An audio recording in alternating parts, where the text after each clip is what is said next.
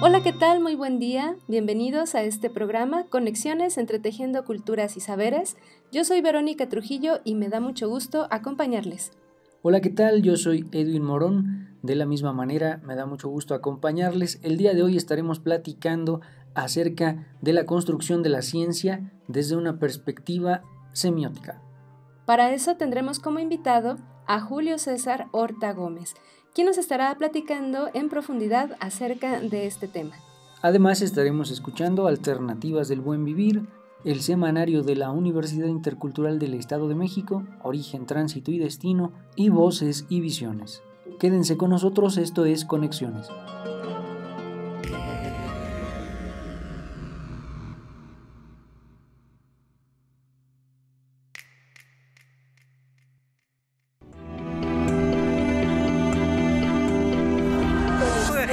Najo Viejevi, Shimopanoltican, Chetani, Shimopanolti. Esto es Conexiones. Entre Tejiendo Culturas y Saberes.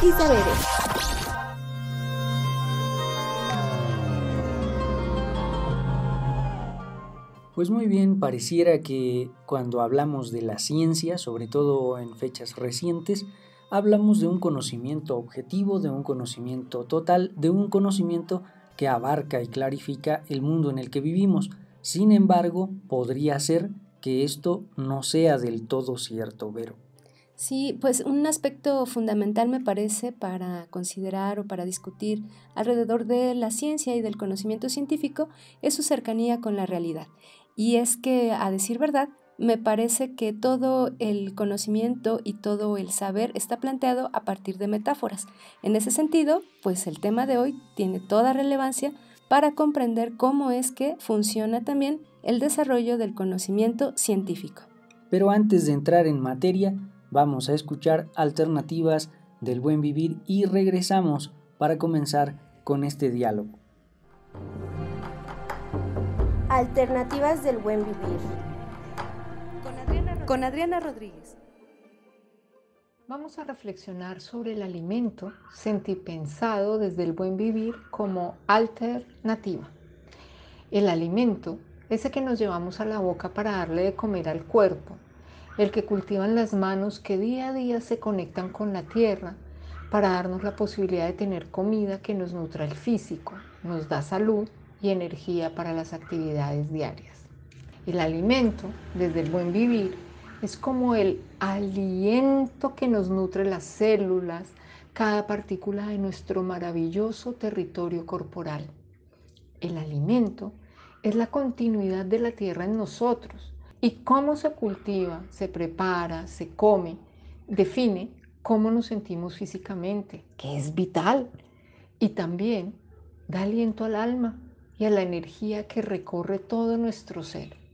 Digo alma, pero puede pensar en el corazón, en lo que nos hace sentir tristes o felices, con ánimo para levantarnos, con fuerza para caminar cada día y con la energía para ser y estar presentes en la vida plena. El alimento nos transmite la energía del sol, de la tierra, en forma de ricos manjares que nos brinda la madre tierra cuando se cultiva con cariño, con el cuidado amoroso de la labor diaria de la tierra sana, con sus microorganismos actuando, el agua limpia que fluye naturalmente, el sol radiante que da la luz para su crecimiento y, muy importante, con las semillas seleccionadas por las amorosas manos de las mujeres, quienes con sus fértiles sentires escogen las mejores semillas para sembrarlas en el momento indicado, según los ciclos de la luna, de las aguas, del sol y del entorno. Cada cosa en su época y a su ritmo. Es el alimento que existía y que por fortuna aún existen pueblos y comunidades que aún guardan el cuidado al alimento y que existen quienes practican la agricultura orgánica, permacultura, agricultura ecológica, biológica, armónica y muchos otros nombres que hoy se usan para hablar de la sabiduría ancestral de cuidar la tierra natural y limpiamente. Es distinto al alimento del campo industrializado, con lo que se mal llamó la Revolución Verde, que nos quitó o trató de quitar el ritmo natural de la vida al poner agroquímicos, etiquetar las semillas, patentándolas, modificándolas genéticamente, para tratar de convertir a la naturaleza en una fábrica, como si fuera un engranaje de una cadena de producción. Todo el año los mismos productos, que no alimentos. Productos hechos con invernaderos o en invernaderos cubiertos por plásticos, con luces artificiales para acelerar los ritmos de crecimiento, con un montón de acciones que además de contaminar la tierra, le quitan al alimento la fuerza, el sabor, la maravillosa diferencia de la diversidad y que además de castigar la naturaleza, también nos corta la conexión con la energía que nos alimenta. Porque el alimento es también la alegría del sabor, del olor, del retorno a las memorias de la tierra, a sus ritmos, para que conectados con esa fuerza caminemos cada día con energía vital, con salud, porque el alimento también es medicina o es tóxico. El alimento es tan importante que es la base de la vida. Por eso se habla de soberanía alimentaria, que es poder decidir qué cultivar para luego llevarlo a la boca, porque parece increíble que hayamos llegado a un tiempo en el que haya que pedir permiso a una multinacional para cultivar una semilla, como si la tierra y la vida ya no fueran nuestras. Por eso, recuperar el alimento no solo es salud, sino que es un acto de soberanía, autonomía, independencia, conciencia y coherencia que nos permite construir o reconstruir día a día el buen vivir como alternativa. Alternativas del buen vivir. Con Adriana Rodríguez. La Universidad Intercultural del Estado de México cuenta con un programa de posgrado titulado Maestría en Interculturalidad para la Paz y los Conflictos Escolares. Este programa nace en 2021, con la finalidad de coadyuvar a la problemática de la violencia escolar que se vive en ambientes educativos. Dicho programa se divide en 4 semestres, con una modalidad escolarizada. Uno de sus propósitos es analizar distintas problemáticas vinculadas a los ambientes escolares y lingüísticos. De este modo se pretende contribuir a la resolución de conflictos y promover una cultura para la paz. Sus ejes formativos contemplan las teorías de la violencia, educación para la paz, perspectiva de género y derechos humanos, así como la diversidad étnica en interculturalidad. De igual manera, se abordan distintas metodologías que pueden ser aplicadas en ambientes de educación intercultural, el diseño y gestión de proyectos de investigación, así como la investigación cuantitativa y cualitativa orientadas al análisis de las violencias escolares. Otras herramientas promueven la investigación, acción intercultural, la orientación a modelos de investigación de educación intercultural, mientras que en el eje pedagógico se discuten temas sobre la diversidad intercultural y el pensamiento crítico latinoamericano. Te invitamos a formar parte de nuestra comunidad universitaria. ¡Inscríbete!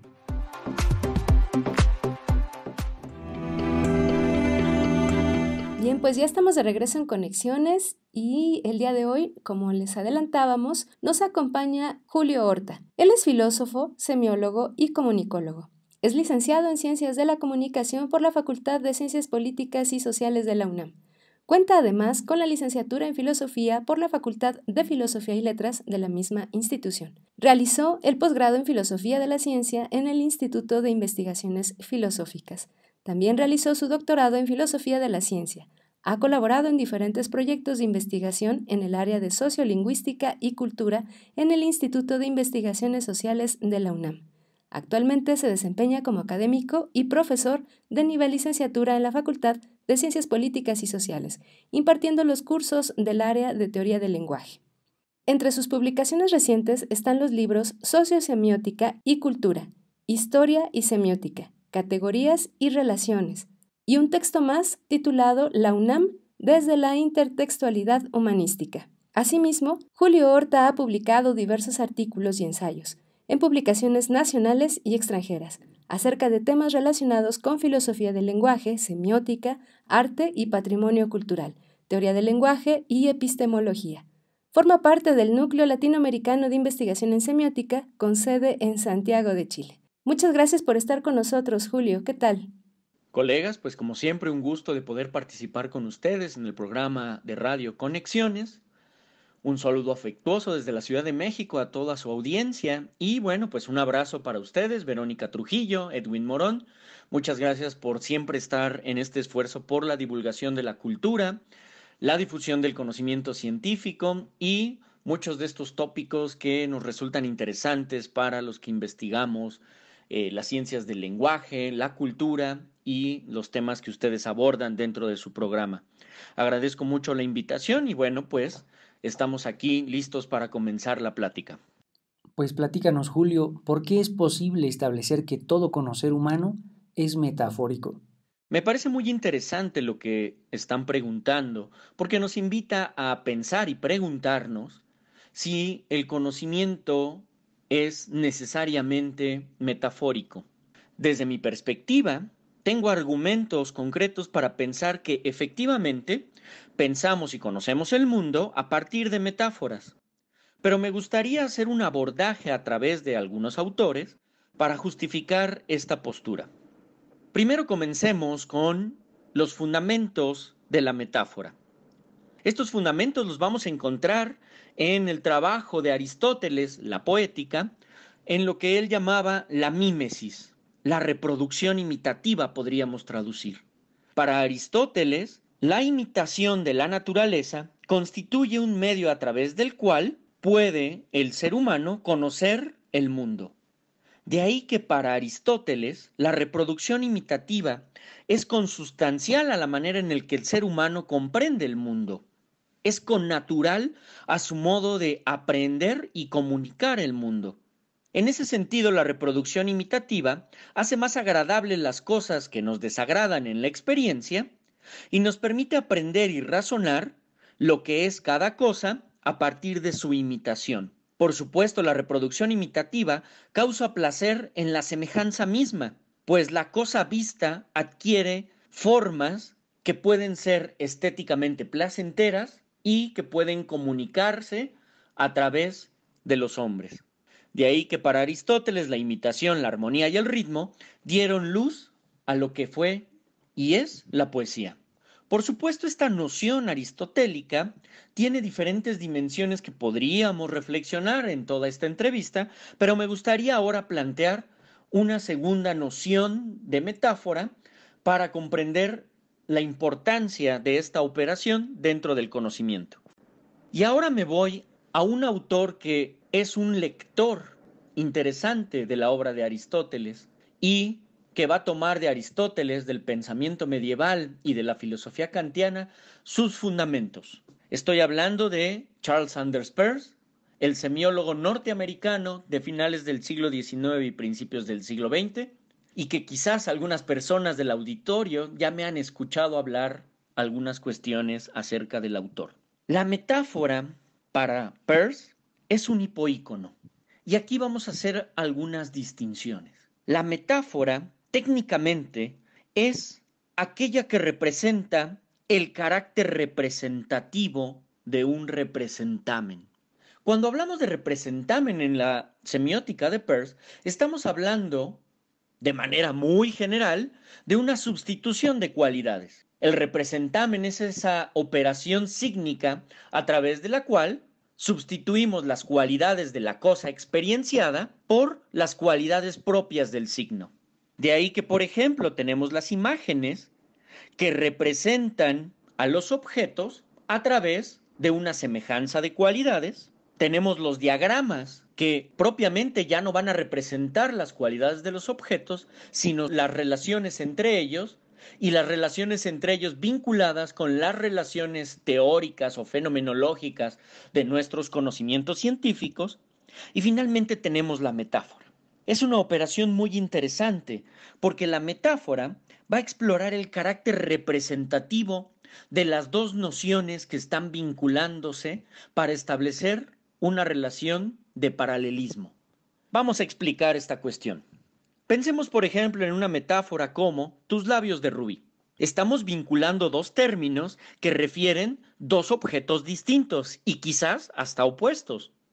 Por un lado, tenemos la noción de labio y por otro, la noción rubí. Sabemos que el labio es una parte de la corporalidad humana. Sabemos que el rubí es una piedra preciosa. Pero la metáfora establece un vínculo de paralelismo entre estas dos nociones. No es una relación de semejanza, quiero que observemos. No quiere decir que el labio ahora tiene una cualidad de piedra, o que los labios tienen la cualidad de dureza y resistencia de una piedra, o que son ásperos como una piedra. Tampoco quiere decir que el rubí ahora tiene una cualidad carnosa como un labio.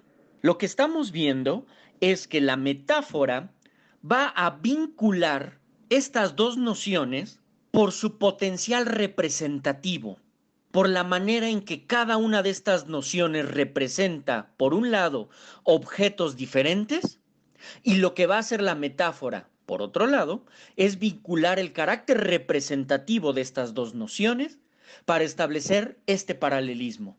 Entonces, la metáfora lo que va a hacer es crear un tercer término en donde se va a vincular el carácter representativo de estas dos nociones en su capacidad para poder representar objetos que son distintos, pero que la metáfora va a poner en relación a partir de la creación de un tercer término que opera en el paralelismo entre dos nociones opuestas. ¿Por qué es importante entonces esta operación metafórica? Porque al vincular dos nociones, que en principio son opuestas, se crea una tercera, y esta tercera permite un desarrollo del conocimiento, permite pensar el mundo desde un lugar distinto al que ha sido codificado anteriormente. La metáfora es entonces una operación que nos permite el desarrollo de nuevos conocimientos científicos, artísticos, literarios, etc., y es la metáfora la condición de posibilidad del progreso del saber humano. De ahí que sea en este sentido una operación fundamental para comprender cómo opera el conocimiento. Bien, pues parte fundamental de esta comprensión o de esta propuesta respecto de la condición metafórica de todo conocer, pues pasa evidentemente por el lenguaje. Así que desde esa mirada, toda nuestra percepción, toda nuestra relación con el mundo será en ese sentido metafórica, en el sentido de que es a través del lenguaje que podemos acercarnos al mundo y nunca necesariamente a los hechos de la realidad como la pensamos, porque hay que lingüistizar esa condición de lo real. Seguimos en Conexiones, quédense con nosotros, no se vayan porque estaremos hablando mucho más a fondo con el profesor Julio Horta. Escríbenos conexiones.ci@uyem.edu.mx. Continuamos. Pónganse en contacto con Conexiones al teléfono 712-123-5963. Continuamos. La licenciatura en Arte y Diseño realiza actividades de vinculación comunitaria a partir del conocimiento de técnicas y procesos tradicionales. Actualmente, estudiantes de cuarto semestre trabajan en comunidades como Ejido La Soledad en San José del Rincón, donde se realiza bordado tradicional mazahua; en Plateros en San Felipe del Progreso, donde se trabaja joyería en plata; en Tlalpujahua, Michoacán, donde se producen artesanías de cantera y vidrio soplado. De igual manera, se realizarán visitas de reconocimiento de espacios, técnicas y procesos de producción para generar un vínculo que permita producir una obra participativa durante el siguiente semestre. Por su parte, estudiantes de sexto semestre realizan la planeación de un proyecto comunitario a partir del arte y el diseño participativo. Te invitamos a formar parte de nuestra comunidad universitaria. Inscríbete. Semanario de la Universidad Intercultural del Estado de México.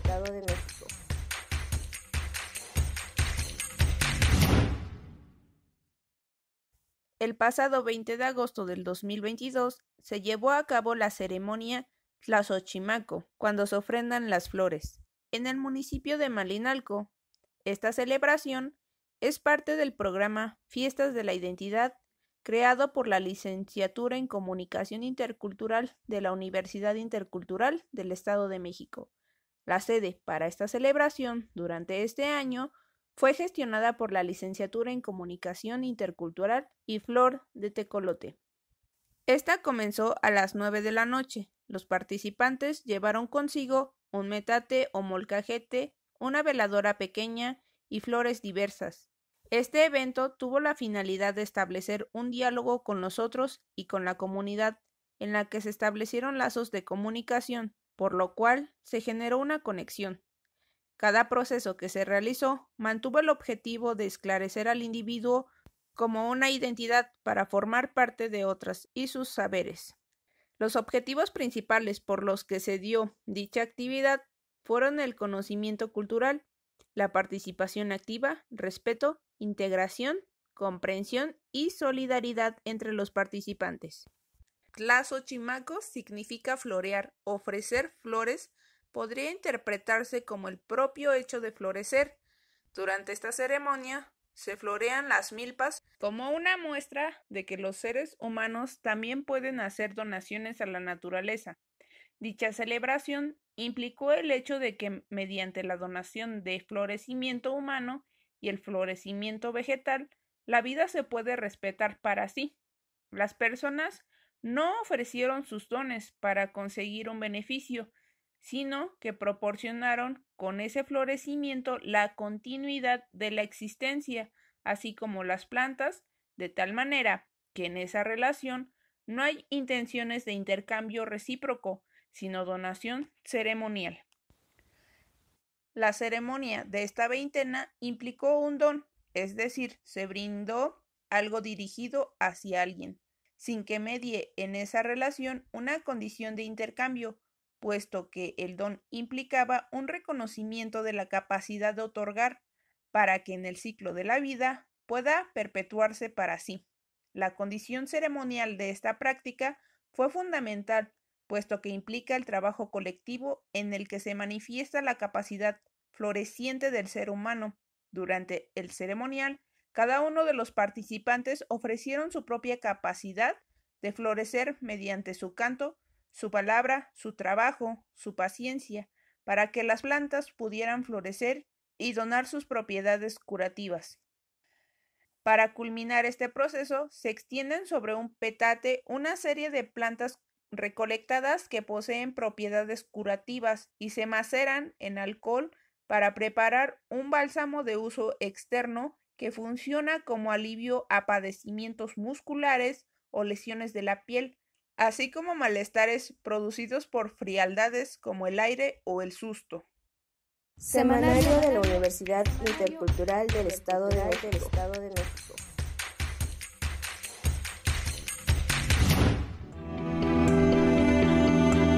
Muchas gracias por continuar en Conexiones. Seguimos dialogando con Julio César Horta Gómez acerca de la metáfora y la construcción del conocimiento. Platícanos, Julio, ¿qué implicaciones tiene el hecho de pensar que el hacer humano es lingüístico y por ende metafórico? Esta otra pregunta me parece muy interesante ahora para profundizar algunos puntos que me parece quedaron quizás sueltos en la pregunta anterior. ¿Por qué entonces Peirce le llama similaridad y por qué la similaridad es importante en el progreso del conocimiento, como lo planteamos hace unos instantes?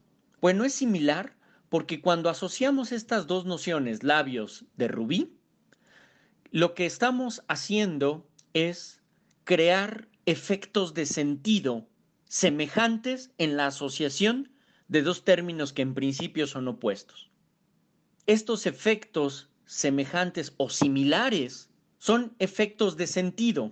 No tiene que ver con la semejanza de cualidades. Tiene que ver con la posibilidad de la metáfora de crear similaridad en los efectos de sentido o significado, de tal manera que en la asociación de dos contenidos, el contenido de labio y el contenido de rubí, creamos un tercer contenido similar a ambos contenidos que estamos asociando.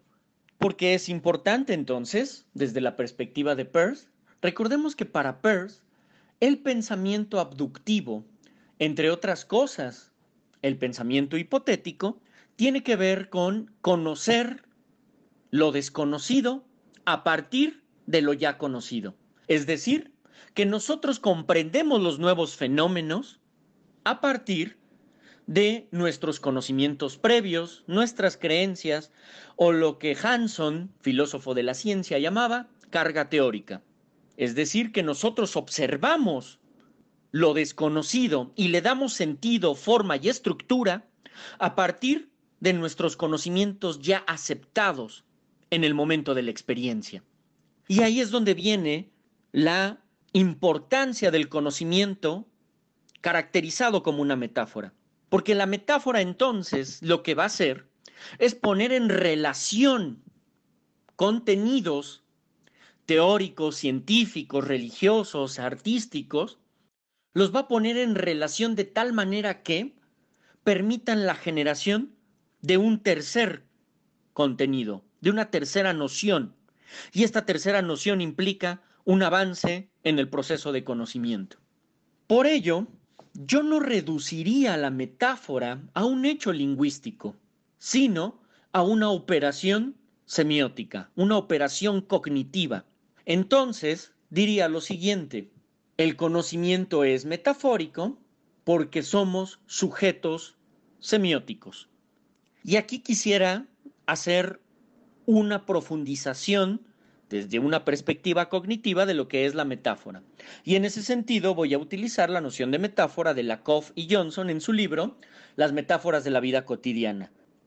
La metáfora es, para estos autores, una operación cognitiva que permite vincular las nociones que forman parte del sistema conceptual de una persona. Ojo, este sistema conceptual no implica su traducción necesaria en semas lingüísticos.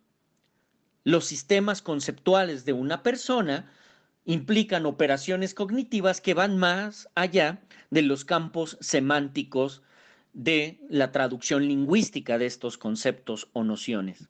En este sentido, la metáfora es una operación que va más allá del arte, de la literatura o de la lingüística y que impregna las concepciones del mundo que se enuncian cotidianamente. Para los autores, la metáfora implica comprender y entender un tipo de cosa en términos de otra. Es decir, la metáfora es una asociación cognitiva en donde vamos a asociar una cosa desconocida en relación con las nociones y conceptos que forman parte de nuestros sistemas semióticos. De ahí que la metáfora entonces constituye la operación cognitiva base de los procesos de conocimiento del mundo. Y no se reduce a procesos lingüísticos, pues nosotros podemos observar metáforas visuales, sonoras, corporales, etc. Cada una de estas metáforas nos permiten aproximarnos a una interpretación del mundo a partir de la comprensión de ciertas relaciones de nuestro estado de conocimiento vinculado con la potencialización de fenómenos desconocidos.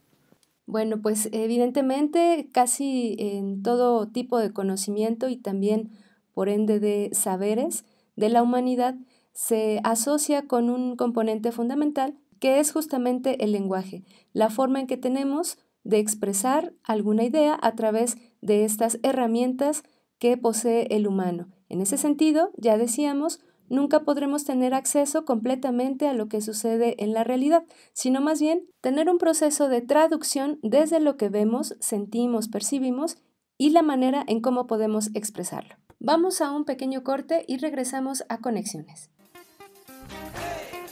Origen, tránsito y destino. Por Joel Pedraza. En esta ocasión voy a pedirles un poco de comprensión y tal vez hable un poco más de lo que usualmente duran estas cápsulas, porque en esta ocasión hablaré de la Ciudad de México y los datos estadísticos de movilidad y migratorios que presenta. Entonces, tanto por el volumen como por las causas y la población que la compone, es que tal vez tarde o dure un poco más de lo esperado. Hay que decir que actualmente, o bueno, de acuerdo al último censo, la población está contemplada en 9.209.944 personas. Esto solamente en las 16 delegaciones o alcaldías de la Ciudad de México, sin contar toda la zona conurbada del Estado de México mayormente y del estado de Morelos, que también generan toda una zona metropolitana muy importante y tal vez una de las más grandes del mundo. Solamente, por decirlo así, un poco más de 9 millones viven en la Ciudad de México, pero tiene comportamientos relativamente estables, es decir, por ejemplo, del 2014 al 2018, el porcentaje de la población que vivía en esa entidad solamente varió en un 0.5%, que es algo así como 50,000 habitantes, más o menos, ¿no? Es un aproximado. Y de igual manera, los residentes de otra entidad aumentaron en un 0.4%, es decir, el incremento en la población en la Ciudad de México, a pesar de que pudiera pensarse como muy alto, no necesariamente lo es. Y la ilusión de esta falsa movilidad es porque se asientan las personas, porque suceden dos fenómenos. Uno, porque las personas se asientan en municipios de la zona conurbada del Estado de México, o bien porque fungen como, que podría llamarse commuters en contextos transfronterizos, o como trabajadores en una entidad y que son ciudadanos o que son habitantes en otra entidad.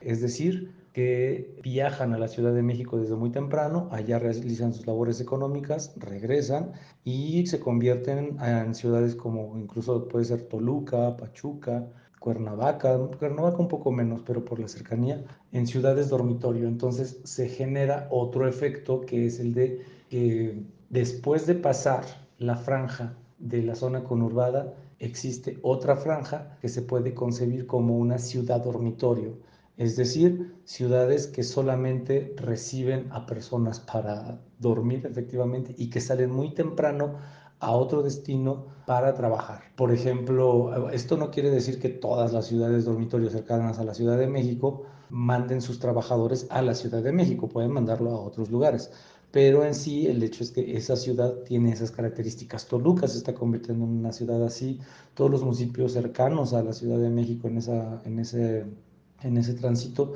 Santiago Tenquistenco, Xonacatlán, Huixquilucan, ya comienzan a ser municipios dormitorio que alimentan económicamente hablando a la Ciudad de México. De ahí que surja una falsa expectativa de que la ciudad está creciendo en demografía cuando no necesariamente lo es. ¿Sale? Entonces, bueno, eso por un lado.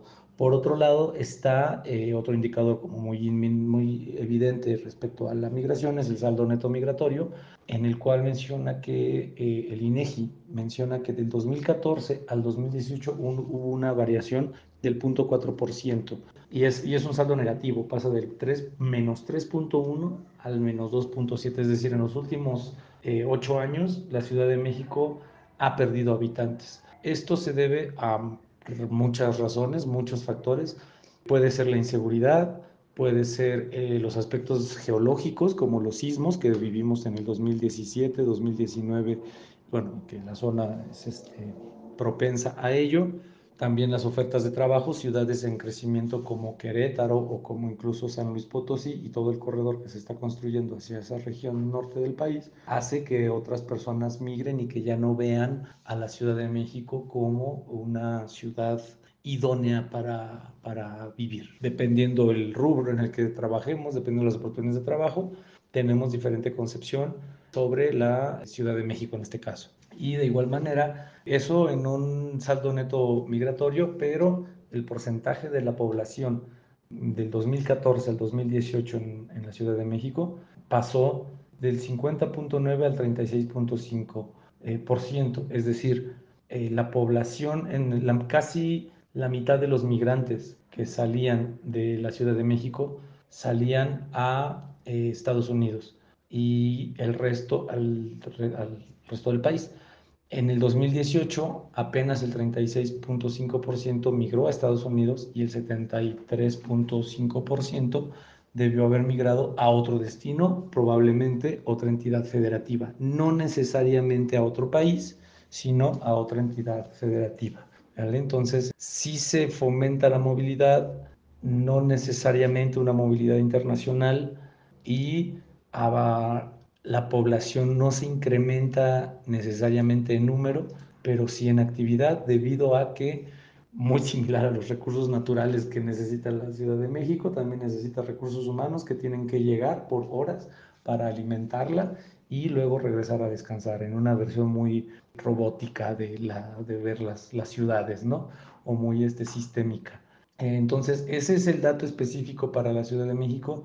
Como sabemos, la Ciudad de México es el centro político del país, en consecuencia busca o buscó durante mucho tiempo ser el lugar de oportunidades. Esas oportunidades ya no son necesariamente las mismas que se presentaban antes, en otros discursos incluso hasta mediáticos, sino que se han movido. ¿Hacia dónde se mueven? Hacia ciudades que ofrecen algún tipo de atractivo económico a los habitantes. Insisto, Querétaro es la ciudad que parece que más ha tenido crecimiento, cercana a la Ciudad de México.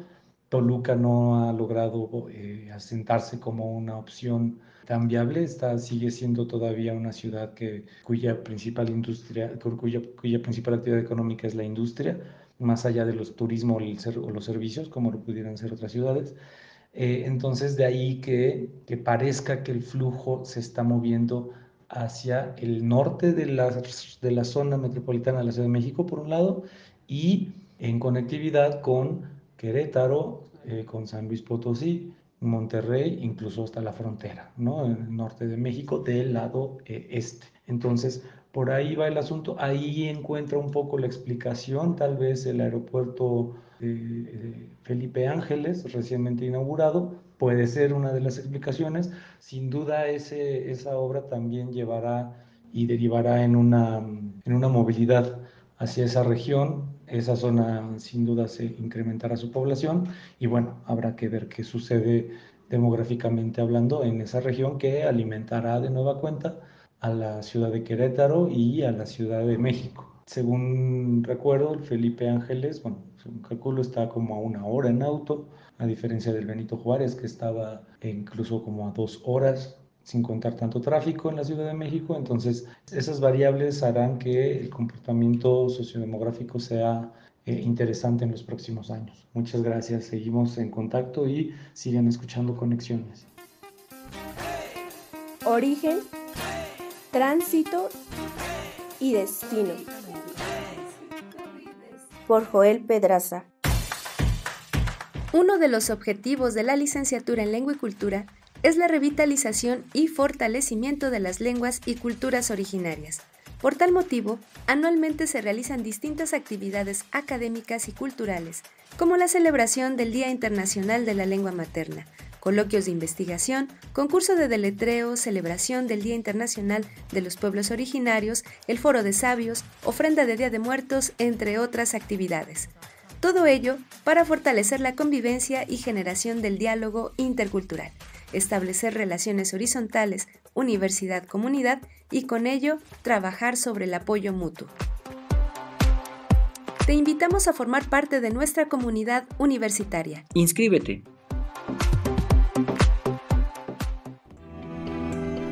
Pónganse en contacto con Conexiones al teléfono 712-123-5963. Continuamos.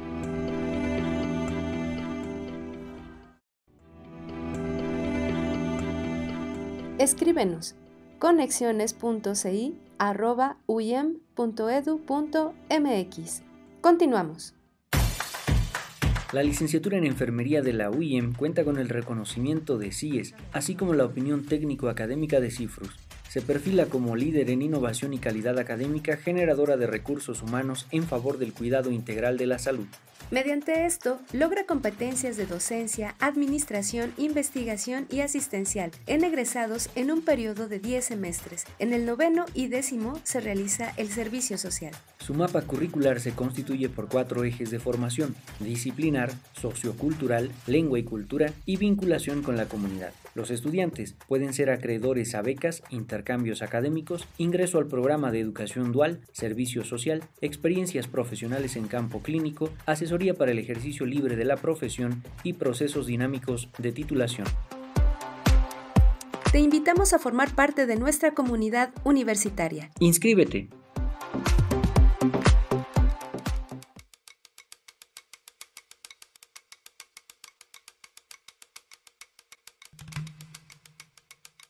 Voces y visiones.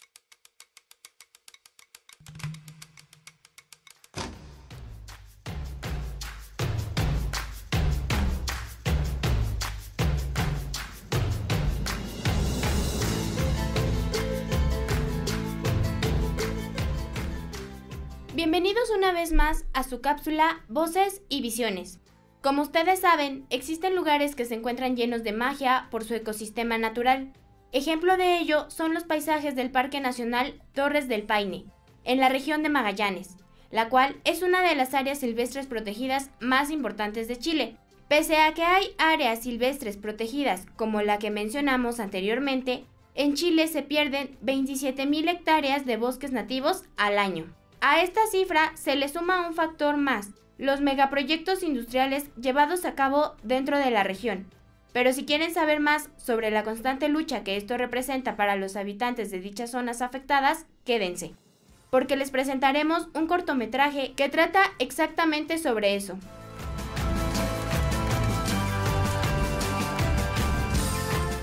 Choyún Brotes de la Tierra tiene una duración de 6 minutos. Fue dirigido y producido por Sebastián Pinto y Rosario López, siendo esta última la única encargada de la realización del guión que se presenta en el cortometraje. Esta producción nos muestra la historia de Ana, nuestra protagonista mapuche, quien es presentada mientras recibía una clase sobre el calentamiento global y cómo este azota duramente diversas zonas del planeta. Ana es llamada por su madre para regresar a territorio mapuche, donde su abuela habita, pues se ha puesto muy enferma. La abuelita de Ana es portadora de conocimientos ancestrales tradicionales, propios de su etnia, principalmente el saber curar con plantas, así como los ritos y tradiciones acompañados de un profundo respeto hacia la naturaleza y sus ciclos. Sin embargo, esta producción también relata que en 1994 los bosques de la región comienzan a ser deforestados por los megaproyectos que buscan adueñarse de la tierra para poder explotar los recursos que ésta tiene.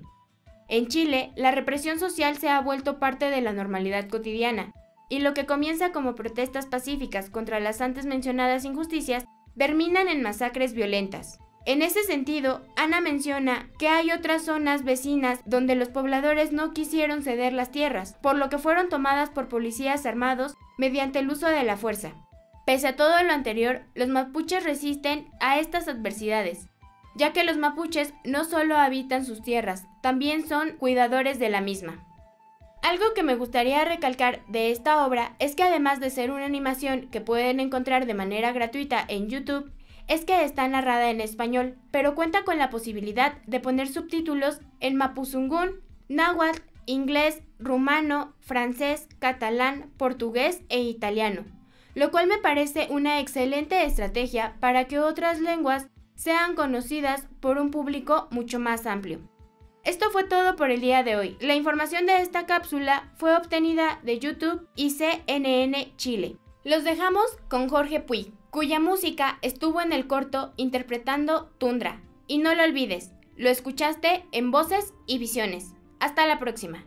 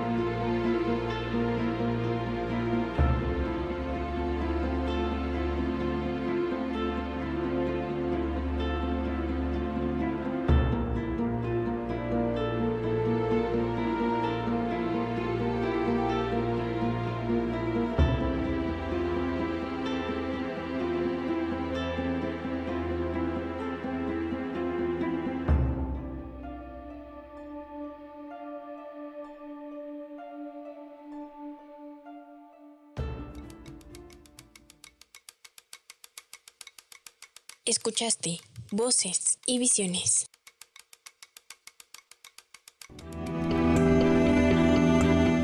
Seguimos en Conexiones dialogando con el profesor Julio César Horta Gómez acerca de la metáfora y la construcción del conocimiento. Julio, platícanos cuáles son las implicaciones que sobre lo real tiene la relación entre conocimiento y metáfora. Creo que esta última pregunta es fundamental porque siempre que nos estamos preguntando sobre el conocimiento, la palabra realidad o lo real aparece en la discusión. Bueno, la metáfora, por supuesto que está vinculada a una noción de realidad, y esta noción de realidad tiene que ver con la noción de comunidad. Voy a profundizar al respecto. Primero, hay una función de la metáfora que recupera Max Black en su libro Modelos y Metáforas, y tiene que ver con el carácter interactivo de la metáfora. Este carácter interactivo, lo que nos dice el autor norteamericano es lo siguiente: una metáfora permite la interacción entre pensamientos de los miembros de una comunidad científica.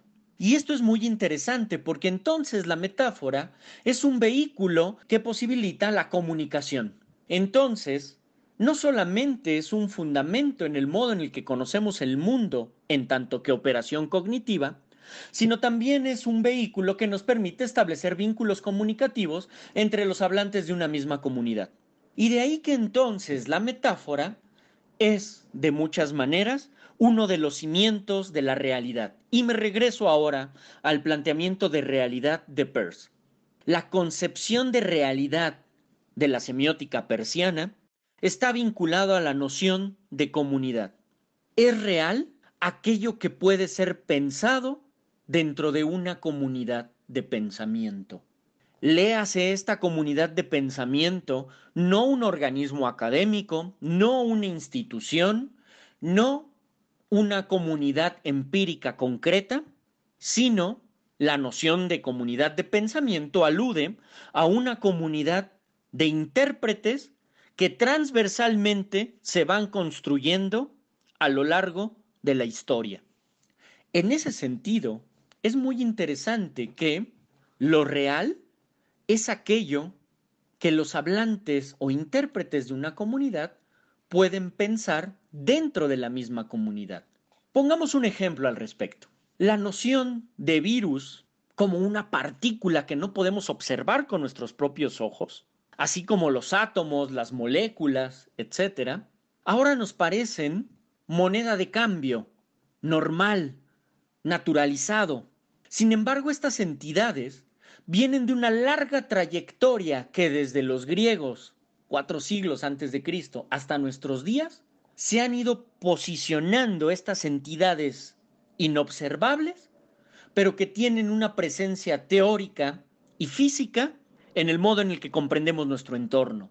Desde los griegos hasta nuestros días, venimos pensando en partículas microscópicas, indivisibles, inobservables. ¿Por qué nos parece hoy tan natural hablar de estas entidades? Porque formamos parte de una comunidad de pensamiento que se ha ido construyendo a lo largo de los siglos en la historia del mundo occidental. ¿Por qué pongo este ejemplo? Porque la noción de virus, de partícula, de átomo, etcétera, se han ido construyendo en el lenguaje científico a partir de una serie de metáforas. Metáforas a través de las cuales las comunidades científicas han ido difundiendo el conocimiento respecto a estas entidades y han ido construyendo los procesos de socialización comunicativa que le dan realidad a estas entidades. Entonces, tal como lo propone Peirce en su cosmovisión evolutiva, la comunidad de pensamiento está vinculada estrechamente a la realidad. Es la realidad algo que se construye a partir de los intercambios comunicativos y los sistemas semióticos que constituyen a esta comunidad de intérpretes, a esta comunidad de pensamiento. De ahí que entonces la metáfora adquiere un carácter mucho más predominante en la construcción de la realidad. La realidad es necesariamente metafórica, porque la realidad es una construcción comunicativa que difundimos los diferentes intérpretes de una comunidad a partir de nuestros procesos comunicativos, utilizando como herramienta principal la metáfora. Espero que haya resultado interesante esta plática. Como siempre, agradezco a mis colegas Verónica Trujillo y Edwin Morón. Muchas gracias por el espacio y dialogamos pronto. Un abrazo a toda la audiencia que nos acompañó en esta breve charla. Seguimos en contacto. Hasta luego. Pues muchísimas gracias, Julio, por haber estado en Conexiones. Sin lugar a dudas, todo un tema respecto a cómo podemos mirar desde una perspectiva distinta la noción de aquello que asumimos como científico y por lo tanto totalmente objetivo. Esta perspectiva de la metáfora como parte fundamental en la creación y en la difusión del conocimiento viene a darnos una mirada distinta de lo que asumimos como ciencia. Quédense con nosotros en Conexiones y vamos a continuar después de este breve corte. Dentro de las actividades desarrolladas por la licenciatura en Arte y Diseño se encuentran las iniciativas de exposiciones colectivas, tales como la titulada Naturaleza Textil, integrada por 2 componentes. El primero, que presentó 15 piezas de paisajes elaboradas por un profesor de esta licenciatura, realizadas con una técnica llamada punta de plata, dibujar con plata y pinturas de paisajes de la naturaleza de varios lugares. Y el segundo, que mostró la obra de 10 estudiantes y una profesora con temáticas personales, mediante el uso de materias primas naturales. Esta muestra se presentó en el Centro Regional de Cultura de Atlacomulco. Te invitamos a formar parte de nuestra comunidad universitaria. ¡Inscríbete!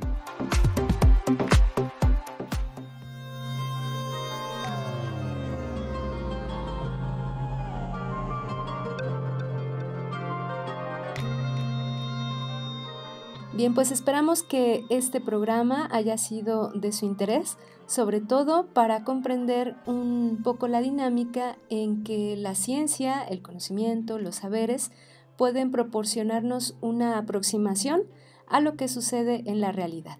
Es a partir del modelo, a partir de la metáfora, a partir de la lengua, del componente lingüístico, que podemos hacer esos acercamientos. Entonces, pues de esa forma es que podemos también expresarlos, comprenderlos, documentarlos incluso, ¿no? Entonces de ahí la relación tan importante entre lo que sucede en nuestro entorno y la manera o las maneras que tenemos para expresarlo o documentarlo. Que de alguna manera es importante señalar también, Vero, que el hecho de que la construcción del conocimiento pase por ejercicios de traducción como la metáfora o tal vez otros que no se vislumbran ahora en esta reflexión, no quiere decir necesariamente que el conocimiento tenga que ser deslegitimado, no quiere decir que el conocimiento científico carezca de valor, por supuesto que no. El asunto es plantear precisamente la dimensión de la representacionalidad a la que se ve sometida todo proceso, todo intento humano por conocer el mundo.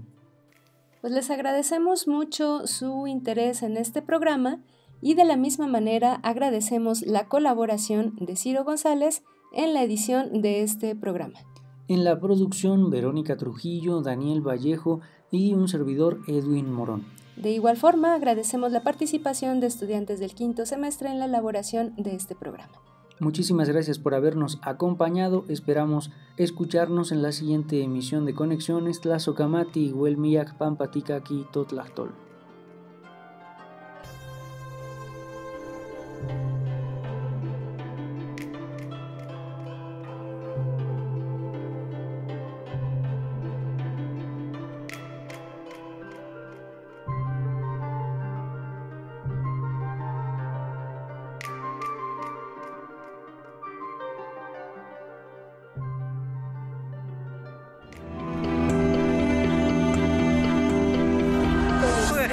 Najo Viejevi, Shimopanoltican, Chetani, Shimopanolti.